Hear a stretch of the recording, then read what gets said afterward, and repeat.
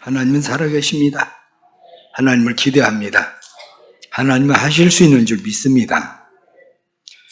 우리가 4월 달에는 시리즈 설교를 하고 있습니다. 그래서 첫째 주에는 신부 단장, 결혼을 하는 사람들이 결혼을 하기 위해서 신부가 단장하는 신부 단장. 두 번째 주인 오늘은 결혼에 대한 이야기. 그리고 다음 주 세 번째 주는 부활과 함께 신혼여행. 그리고 네 번째 주에는 우리가 결혼생활. 이렇게 신앙생활을 신부단장, 결혼, 그리고 신혼여행, 교회생활 이렇게 지금 쭉 하고 있습니다. 그래서 지난주에 말씀을 드린 것은 신부단장을 위해서는 꼭 필요한 게 있다. 신부단장을 위해서는 무엇보다도 필요한 것은 사랑의 확인이다. 서로가 진짜 사랑하는가 하는 문제입니다. 진짜 사랑해야 결혼하는 겁니다. 사랑하지 않으면 때로는 사람들이 결혼을 해도 결혼 생활이 재미가 없어요. 유지가 잘 안 돼요. 그러다가 보니까 어떤 사람들은 사랑하는 줄 알았는데 사랑하는 거 아니구나. 그래서 청첩장 다 돌리고 결혼하지 않는 사람들도 있습니다. 여러분들 가운데는 누구는 아직 예수 그리스도와 결혼하지 않았습니다. 교회 다녀보니까 재밌더라. 교회 다녀보니까 다닐만해. 그래서 지금 교회를 나오고 있어요. 그런데 아직 결혼한 건 아니고 주님과 지금 여러분들은 연애 중입니다. 어떤 사람들은. 그런데 그 사람들이 결혼을 해야죠. 그러려면 결혼하기 위해서 꼭 필요한 게 바로 사랑에 대한 확인. 두 번째는 결혼하려고 하면 웨딩 드레스를 입어야 되는 것처럼 세마포 옷이 필요합니다. 예수 그리스도의 피로 씻김을 받은 세마포 옷. 내 의가 아니라 칭의, 하나님의 의로 우리가 인침을 받는 칭의가 필요한 거죠. 그리고 그 다음은 그 길을 끝까지 따라갈 것인가 하는 믿음입니다. 이 사람이 나의 삶의 전부가 될 수 있는, 내가 끝까지 이제는 따라가고 믿을 수 있는 사람이 될 때 결혼을 하는 거지, 살아보고 아니면 말지 뭐. 그게 아니라 결혼이라는 것은 끝까지 갈 사람들이 하는 겁니다. 그래서 옛날에 어른들은 결혼에 대해서 아주 엄격했습니다. 옛날에 어른들은 결혼을 일륜지 대사, 그래서 사람이 살아가는데 사람과의 관계 속에서 아주 중요한 큰 일이다. 그렇게 일륜지 대사라고 이야기했습니다. 심지어 옛날 어른들은 자기의 딸들을 시집 보낼 때에 어떤 각오로 시집을 보냈습니까? 시집 보내면 넌 이제 우리 집 호적에서 파간 거야. 그러니까 다시 돌아올 수 없어. 너는 죽어도 그 집 귀신이 돼야 돼.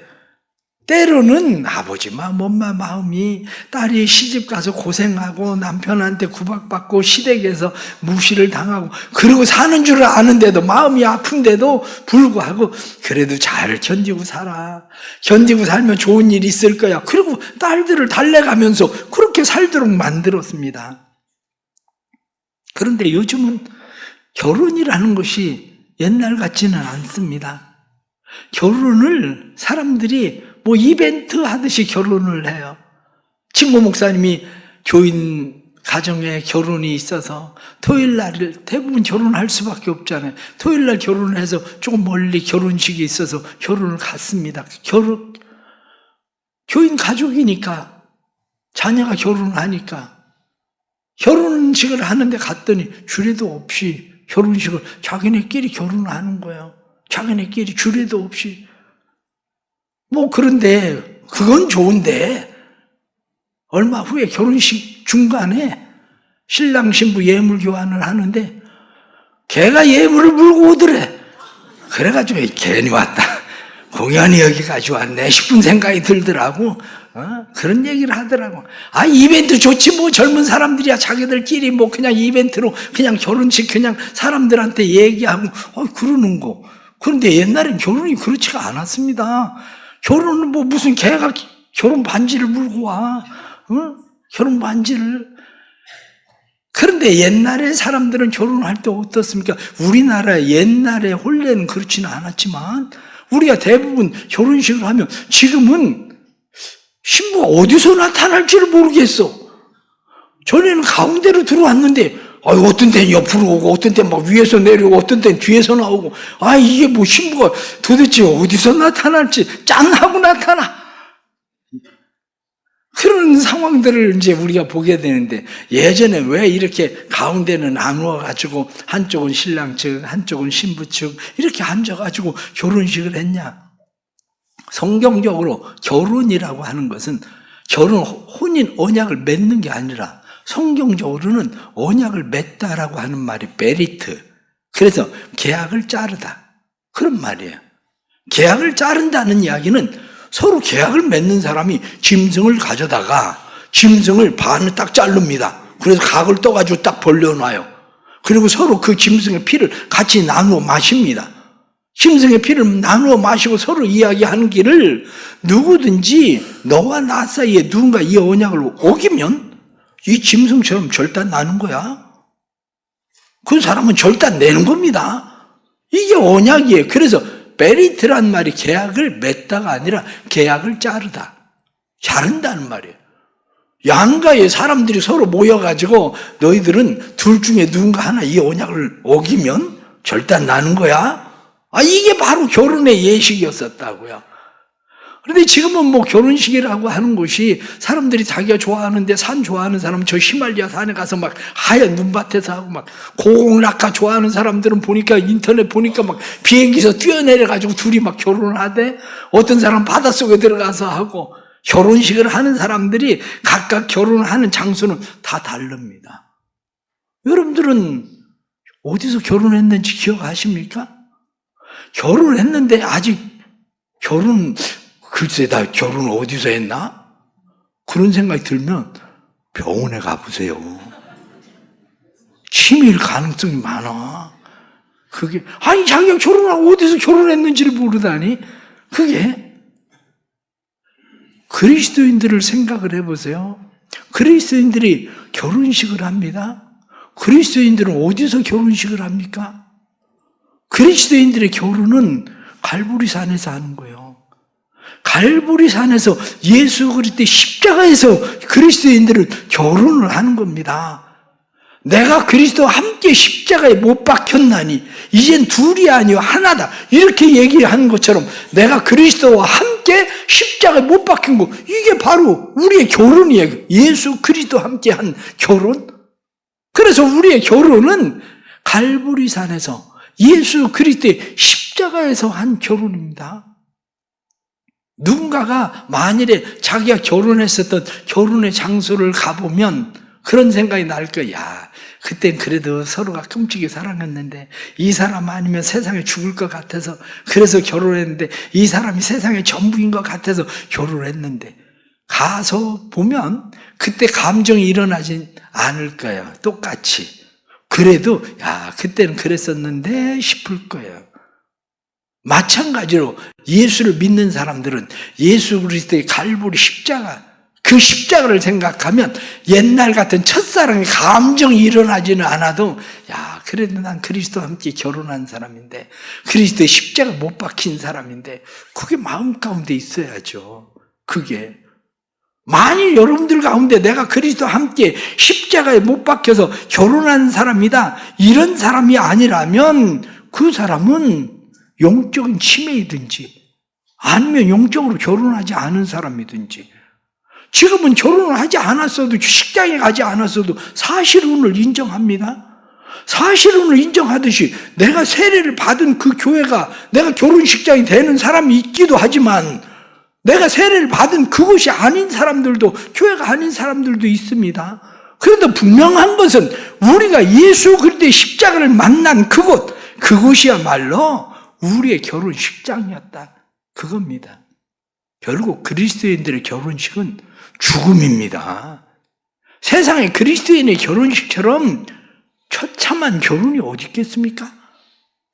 그리스도인들의 결혼식만큼 흉악한 결혼식이 어디 있겠습니까? 내가 그리스도와 함께 십자가에 못 박혀 죽은 거, 그것을 사도 바울은 무엇라고 이야기합니까? 사도 바울은 이야기할 때에 내가 그리스도와 함께 십자가 못 박혀 죽었다, 그것을 이야기할 때 고린도전서 2장 2절 말씀에는 내가 너희 중에서 그리스도와 함께 십자가에 못 박히신 것 외에는 아무것도 알기로 작정하지 않았다. 그러면서 그가 이야기하기를 그리스도와 함께 십자가에 못 박혔기 때문에 내가 세상의 모든 것들은 다 배설물처럼 내버렸다. 우리는 예수 그리스도의 십자가에 못 박혔기 때문에 우리가 그리스도와 함께 결혼한 것은 내가 신부된 것이 잘나고 똑똑해서 내 의가 있어서 우리를 받아준 게 아니라 지난주에 말씀드린 것처럼 계단의 장막처럼 다 떠들어지고 누더기가 되고 그리고 새카맣게 된 시골뜨기 같은 그런 여자인데 나의 사랑, 나의 어여쁜 자야. 그리고 우리를 신부로 맞아 주셨기 때문에 우리가 그리스도의 신부가 된 거 아닙니까? 그러기에 그리스도의 신부된 사람들은 그리스도와 결혼했을 때에 분명한 것이 생겨야 됩니다. 그것을 토저 목사님은 뭐라고 이야기하느냐? 십자가에 못 박힌다는 것이 무엇을 의미하는가? 그러면서 세 가지를 이야기할 때 첫째, 한 방향만 볼 수밖에 없다. 뒤를 돌아볼 수가 없다. 십자가에 못 박힌 사람이 뒤를 어떻게 돌아보겠습니까? 십자가에 못 박힌 사람은 그냥 한 방향만 볼 수밖에 없어요. 그냥 앞만 볼 수밖에 없어요. 십자가에 못 박힌 사람은 주님이 바라보시는 것을 볼 수밖에 없는 거죠. 십자가에 못 박힌다는 것은 토저 목사님은 이야기할 때 뒤로 후퇴할 수 없는 것이다. 십자가에 못 박혔는데 어떻게 뒤로 다시 돌아가겠습니까? 뒤로 다시 돌아갈 수가 없어요. 십자가에 못 박혔다는 것은 셋째로 오직 십자가만을 중심으로 해서 생각한다, 살아간다. 우리가 예수 그리스도와 함께 십자가 못 박혀 죽었다는 것은 이제는 예수 그리스도의 십자가만 생각하고 살아가는 것, 그것이 바로 우리 그리스도인들의 삶입니다. 여러분들이 그리스도의 신부 되기를 축복합니다. 그리스도의 진짜 신부된 사람들은 그리스도와 함께 십자가에 못 박혀 죽은 사람입니다. 예수 그리스도와 함께 십자가에 못 박혀 죽은 사람은 분명합니다. 십자가에 못 박혀 죽은 사람은 자기 중심에서 오직 예수 그리스도가 중심이 되는 사람, 자기의 행위에서 행위가 아니라 믿음으로 사는 사람, 이 땅에서 발을 붙이고 살고 있지만 이 땅이 아니라 하나님의 나라를 향해서 가는 사람, 이 사람이 그리스도와 함께 십자가에 못 박혀 죽은 사람이죠. 그래서 사도 바울은 이야기합니다. 사람이 의롭게 되는 것은 율법으로 되는 것이 아니라 오직 예수 그리스도를 믿음으로 말미암아 된다. 그렇습니다. 우리는 예수 그리스도를 믿음으로 말미암아 십자가에 못 박혔고 그리스도의 신부된 사람들입니다. 그런데 그리스도의 신부된 사람들에게는 놀라운 일이 생깁니다. 그게 바로 신분의 변화입니다. 예수 그리스도의 신부가 된다는 것. 마이크로소프트 회사의 빌 게이츠, 옛날엔 세계 최고 부자였을 때도 있었는데 빌 게이츠가 결혼한 사람은 자기의 여비서와 결혼을 했습니다. 멀린다 프렌치라는 여자와 함께. 그 회사에서 자기의 비서, 여자 비서였었는데 그 비서와 1994년에 결혼을 했습니다. 그 관계는 월급을 받는 의무적 관계에서 이제는 의무적 관계가 아니라 사랑의 관계로 바뀐 겁니다. 옛날에는 일을 그르치거나 실수하면 거기에 대한 응당한 대가를 지불을 해야 됩니다. 내가 일을 하는 것은 내가 받은 보수만큼 보수를 위해서 일을 했습니다. 그러나 부부가 되고 나서는 달라졌습니다. 전에는 돈을 받기 위해서 커피를 타줬지만 지금은 돈을 받기 위해서 커피를 타주는 게 아니라 사랑하기 때문에 커피를 타주는 겁니다. 전에는 돈을 받기 위해서 내가 일을 했지만 지금은 돈을 받기 위해서 일을 하는 것이 아니라 부인이 되고 나서는 의무감이 아니라 사랑하기 때문에 일을 하는 겁니다. 아침에 출근을 하지 않지만 출근을 하지 않아도 지금은 함께 사는 것이 행복한 거, 그게 바로 부부라는 거죠. 우리도 마찬가지입니다. 전에 예수 그리스도와 함께 결혼하기 전에 우리가 가지고 있는 신앙이 어떤 거였냐? 그때 신앙은 소위 말해서 그것을 담요신학이라고 그래요. 담요신학. 담요신앙이라는 것은 담요를 따뜻하게 덮어주는 거. 많은 그리스도인들이 담요신학에 매몰되어 있어요. 예수를 믿으면 그냥 따뜻하게 나를 덮어주는 거. 그래서 교회를 다니고 그래서 예수를 믿는다고 생각을 해요. 담요신앙으로 그냥 예수를 믿으면 인생이 좀 따뜻해지겠지. 예수님이 나를 덮어주고 보호하고 지켜줘서 따뜻해지겠지. 그런데 담요를 걷어내면 그럼 언제든지 떠날 수 있는 거죠. 그러나 결혼은 그게 아닙니다. 결혼은 그게 아니라 결혼은 내 담요를 가져다가 그게 덮어주는 거예요. 여러분들 집에서 잠을 잘 때 어떻습니까? 남편이나 아내가 입을 다 차내고 그냥 자면 그 담요 가져다가 덮어주잖아요. 바로 그게 우리가 살아가는 삶이라고요. 내가 예수를 믿고 나서 달라진 것은, 이젠 그리스도의 신부가 되고 나서 달라진 것은 신분의 놀라운 변화가 일어나는데 사망에서 생명으로 옮겨지고 심판에 이르지 아니하고 저주를 받을 백성들이 저주에서 노임받아 하나님의 은혜로 사는 거예요. 비록 우리에게 그렇게 하지 않는다 할지라도 이제는 우리는 하나님의 자녀 되었기 때문에, 그리스도의 신부가 되었기 때문에 뒤로 돌아설 수도 없고 무엇을 바꿀 수도 없는 상황이 되고 만 겁니다. 그것을 C.S. 루이스는 이야기하기를, 사랑에 빠지면 약하게 되고 정상적인 사고와 행동을 하지 못하게 되고 사랑하는 대상을 위해서 자신을 깨뜨리게 된다. 사랑하게 되니까 약해져요. 부모가 힘이 없어서 자녀들에게 집니까? 그렇지가 않습니다. 부모가 힘이 없어서 자녀들에게 지는 것이 아니라 사랑하니까 지는 거예요. 부부간에 싸움을 해도 사랑하는 사람이 지게 돼 있어요. 덜 사랑하는 사람이 꼭 이겨, 집에서.